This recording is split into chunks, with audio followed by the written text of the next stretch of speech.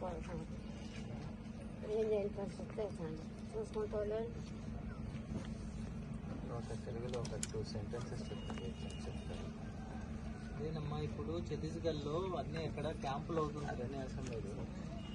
Just రావాలని చెప్పడానికి ఒక అబ్బాయి వచ్చి ఇక్కడికి వచ్చి లొంగిపోయి చూసుకోమని ఒక మాట చెప్పమ్మా. చెప్తారా? ఆరోగ్యం బాగాలేదు వచ్చి చూసుకోవాలి అని ఒక మాట చెప్పండి. చెప్తారమ్మా? చెప్పమ్మా. చెప్పు మాట్లాడు.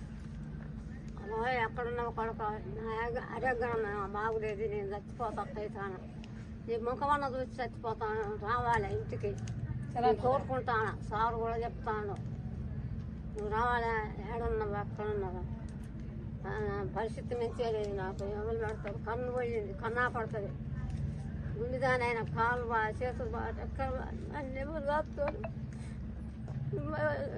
సాపుతూ అంటే గతమైన బిడ్డ, ఎక్కడున్నావు రావాలి ఇంటికి కోరుకుంటాను నేను.